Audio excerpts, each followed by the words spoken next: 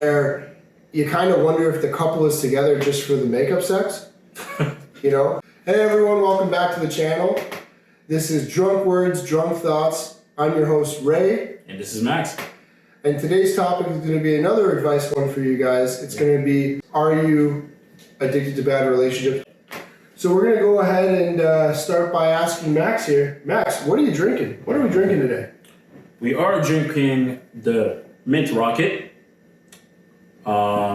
Basically, we're going to have a video right over here. And we'll give you the steps on how to make it. And it's pretty good. It's fucking great. Man, you gotta cheers, buddy. Rude. Alright, so we're going to go ahead and jump in. Here's what I want to do. I want to start off the video today by saying this, alright? The question is, are you addicted to bad relationships? I want to start off by saying that everyone fights, right? All couples fight. I don't care if you don't see it, it happens, right? No matter how minor or how major.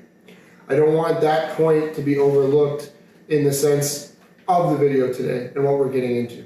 And obviously, we're not talking about physically. We're talking about like arguments, right? Exactly. You know, everything from who left the cap off the toothpaste to a little bit more serious, like, why did you sleep with my sister? You know? Oh, jeez. Okay.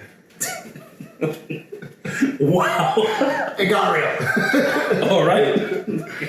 All right. So we're going to go ahead and jump into a question that we want to ask you, which is, would you describe your relationship in any of these following ways? These are normally what we would call red flags, right? So an example would be that you or your partner are just checked out.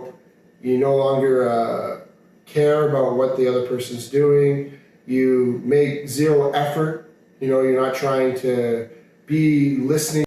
You went from 100 to 0, not 0 to 100. So basically, it would be like, just like, you're going with the routine. Yeah. Okay.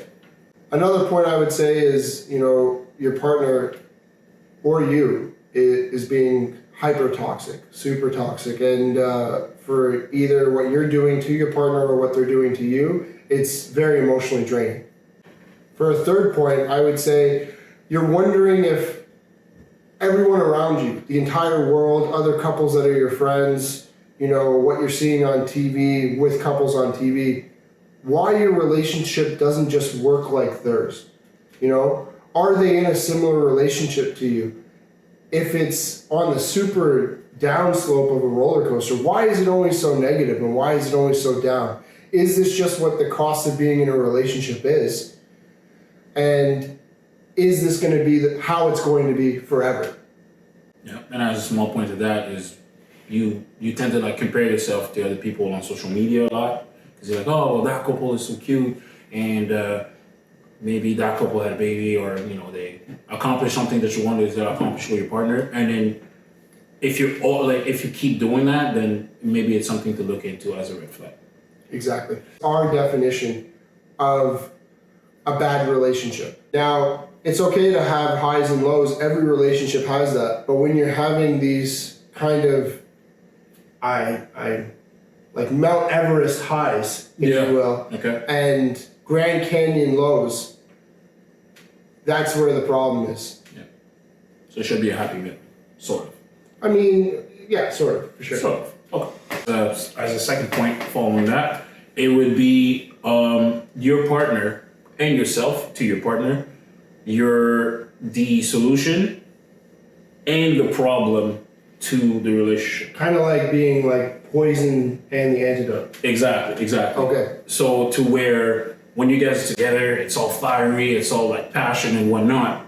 But then in a couple of days, now you guys are fighting, like pissing each other off, and then you guys need to be separated. But the minute you do that, then you go back to this sort of cycle as well. Hey man, we've all been there. You know, like I've been in relationships like that myself, and I think everyone knows somebody that's been in a relationship like that if you haven't yourself. Indeed. Where you kind of wonder if the couple is together just for the makeup sex. You know, they're always going about the fact that they have these huge lows and these huge highs together, and then they break up only to seeing what makes sense just to get back together. Yeah. Doesn't make any sense. Yeah. But it happens. So another thing that we got to look for to determine whether we are addicted to bad relationship is history. Who you've dealt with in the past, do you see some sort of pattern that keeps happening? So independently of who you're dating, their background or whatnot, they seem to have like repeating things happening. And if there is, then you might be the one actually attracting those that are bad for you. So a perfect example would be you keep having relationship with people that don't have a drive or the same drive as you. Yep. Right? So you would think, okay, it kind of makes it equal because I'm super driven, I'm always on the go, and they're not. But that's cute in the beginning, but at the end, it kind of gets draining a little bit. 100%. I mean, it's you know, if we're looking at everything in a review and we're looking at our current relationship and we're thinking to ourselves, hey, are we addicted to bad relationships? You know, what did the last two have in common? And maybe they were completely different people, but what are the commonalities? And let's say it's something as simple as like they had some sort of substance abuse issue. You know, Yeah. They drank too much. I mean, we drink responsibly here on the channel. You know, or addicted to narcotics. They smoke and you hate smokers. Like, just to name a few things. Yep. We also have something as simple as, you know, they have a lack of focus, or not to be kind of summed up with drive, but it's just very hard to get them to prioritize something for you. So could it be a little bit of the fact that they are using those narcotic or then drinking a lot that kind of gives them now the lack of focus because they're always trying to get away from? I would say it would be more on like the prioritized side. Right, Where, okay. Where, you know, if they are using any things like that, or for instance, they prioritize, let's say, something even simpler, not like substance abuse, but something simpler like hanging out with their friends or clubbing or always wanting to be out. Yeah. And you consider yourself more of a homebody, if you will. Right. And they're like, okay, well, my focus is always going to be my friends because it was my friends before you anyway. Mm-hmm. And then it will be you, where you feel like you're putting this person at the top of your priority list. You want that reciprocated. In addition to that might be like an inability to communicate, right? So you look back on all your relationships and you're like, wow, what does everything have in common? Well, everyone was an asshole. Yeah, maybe, but, or something even more in depth, which is, hey, everyone wasn't able to communicate. Their feelings, whether they weren't emotional at all or they were hyper emotional, and you kind of see that pattern.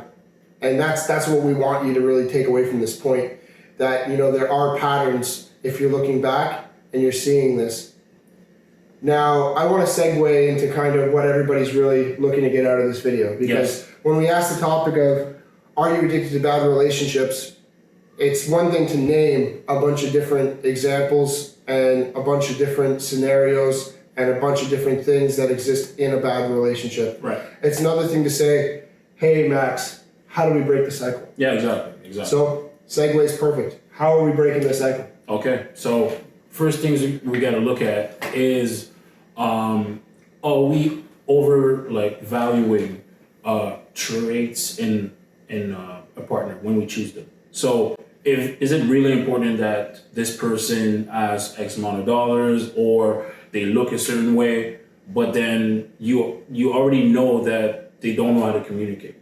Okay, so to run with what you're saying we should kind of get away from being superficial. And superficial in the sense that, you know, if we always value a partner's income or finances when taking into consideration whether or not we're going to pursue a relationship with them. Mm-hmm. Or let's say, hey, if I consider this guy over a 10, I'll let him get away with murder, or things that I wouldn't let somebody who I might date that would be a 6 or a 7 get away with. Yeah. I'm going to be stricter with them or something like that. Right.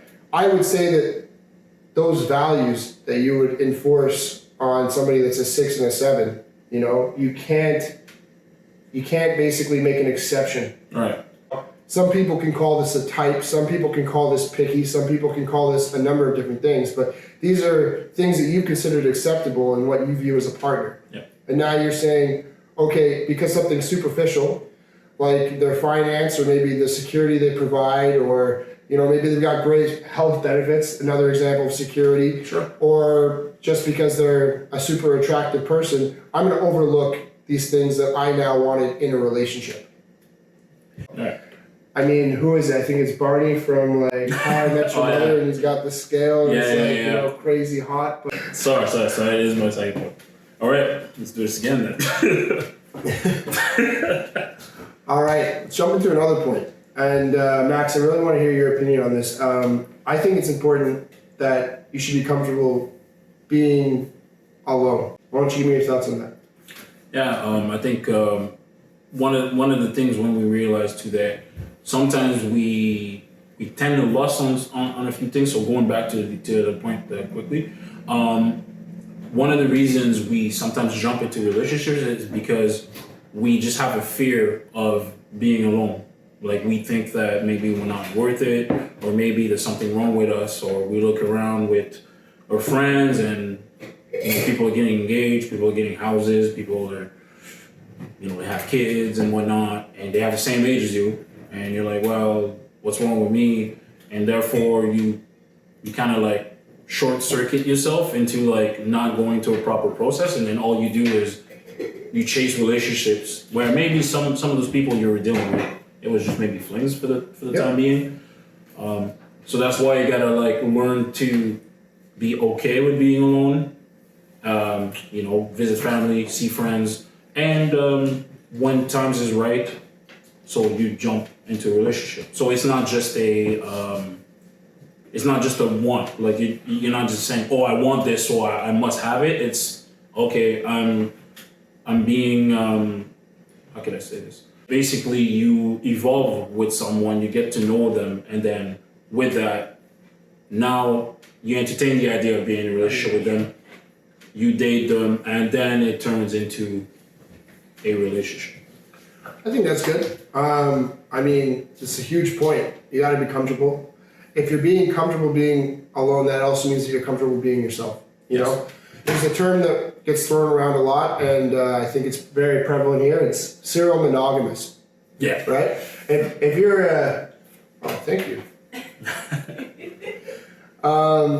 If you're a serial monogamous, shout out to the bar. Thanks, bartender. If you're a serial monogamous, then it means that you're basically jumping from relationship to relationship, right. Because the fear of being without one, it means that you don't know how you can define yourself as a person, right? That's a huge point. Yeah. In the sense that if we're trying to break you out of a cycle, you got to be comfortable being alone with yourself first. Correct. I know for a lot of years, it may sound off topic, but it's not.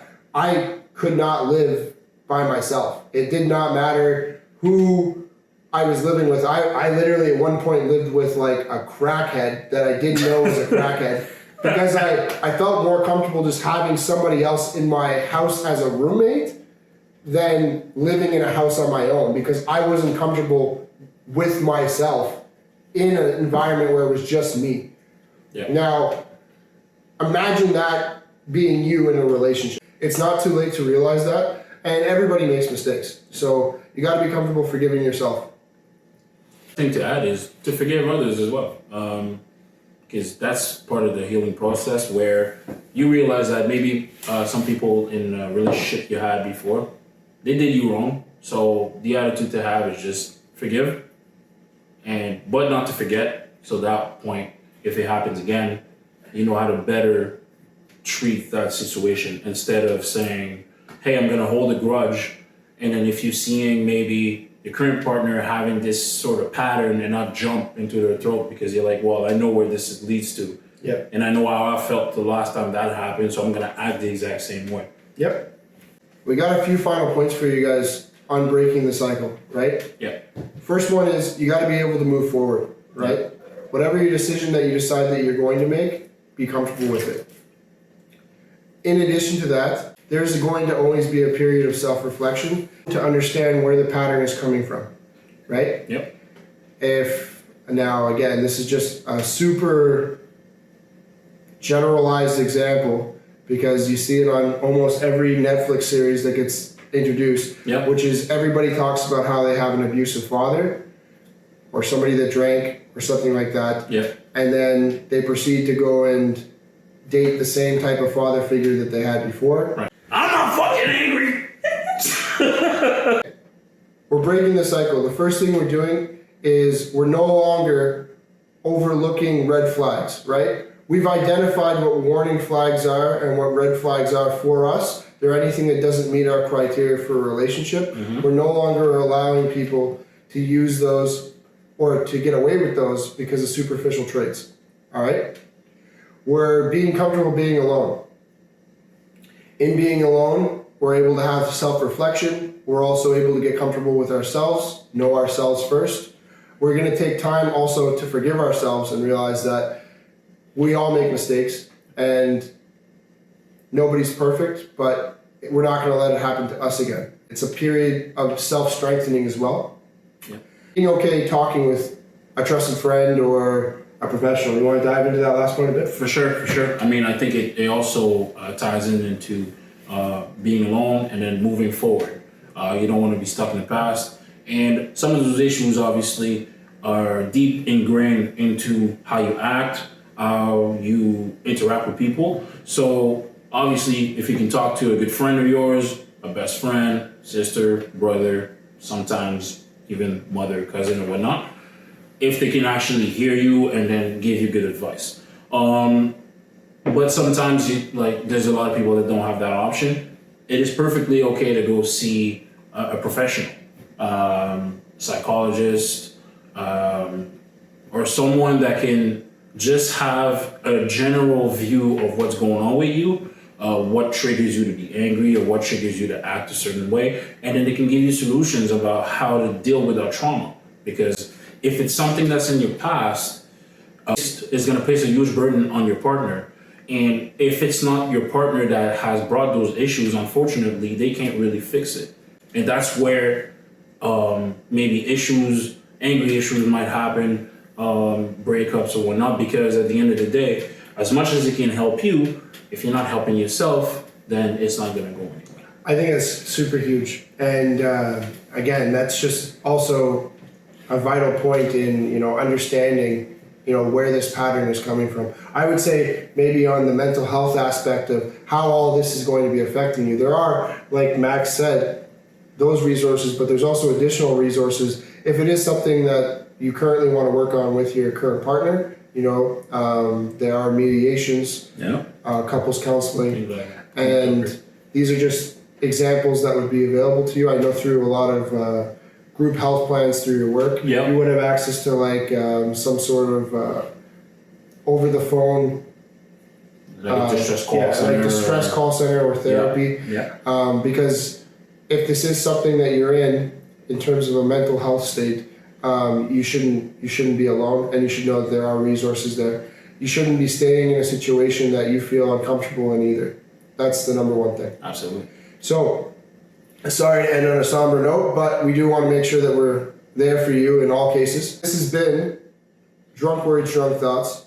I'm your host, Ray. This is Max. And we're going to ask you to smash that like button, subscribe if you guys haven't already, notification bell. Bing! And don't forget, guys, we do drop videos every Sunday, so stay tuned for those.